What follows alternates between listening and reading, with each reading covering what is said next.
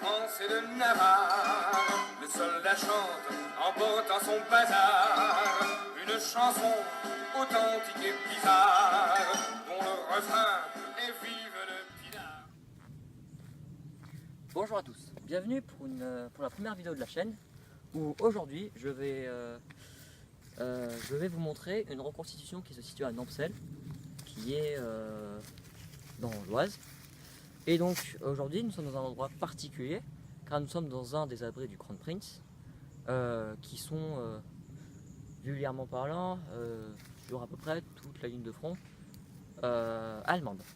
Donc il faut savoir que ici les Allemands se sont installés sur se sont installés, et il faut savoir que en réalité le Crown Prince n'a jamais mis les pieds ici. Donc quand on dit abri du Crown Prince, c'est plutôt une manière un petit peu vulgaire de dire que les Allemands étaient ici.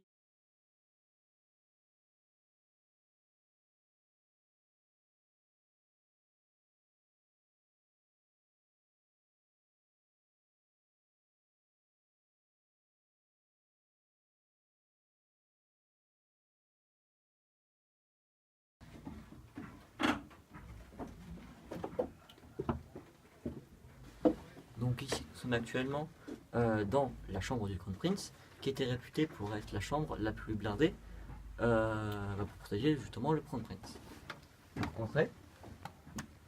Donc on peut voir qu'en plus d'être blindée, la chambre a été recouverte de bois pour être plus luxueux, pour paraître plus luxueux aux yeux du Crown Prince. Donc ici on peut voir que ce soit les hauteurs, les murs ou le sol a été blindé avec des poutres en acier qui a été recouvert de pierre, étant donné que des carats de pierre sont présentes dans le secteur de l'Aisne, tout simplement. De plus, il faut savoir que le Crown Prince a ses petits luxes, donc du coup, il faut savoir que le Crown Prince émet de la lumière. Sympa. Lieutenant-colonel.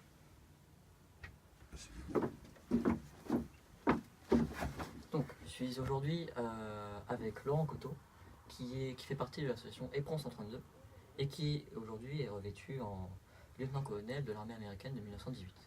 Donc, Laurent Coteau, que pouvez-vous nous dire sur la situation des Alliés en 1918 sur le village de Nampcel? Alors, ça tombe bien, aujourd'hui nous sommes le 18 août. qui correspond à la libération de Nampcel par les troupes françaises et comment épaulé aussi par de nombreux blindés des chars FT, l'armée américaine, l'armée d'Afrique. Donc à partir de ce jour, qui est une date clé dans l'histoire de Nampcel, le village est libéré, dégagé complètement de toute présence allemande, hormis les prisonniers. Donc l'abri va être réoccupé par les troupes françaises qui vont s'y installer et jouir un peu du confort que les Allemands ont construit à partir de 1915. Voilà.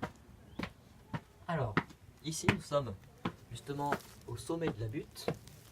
Donc nous sommes au deuxième étage entre guillemets.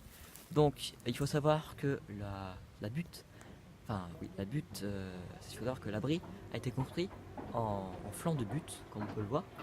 Donc ça monte encore. Et contrairement aux habitations qui sont tout autour, l'abri a très peu subi de choc, voire pratiquement aucun.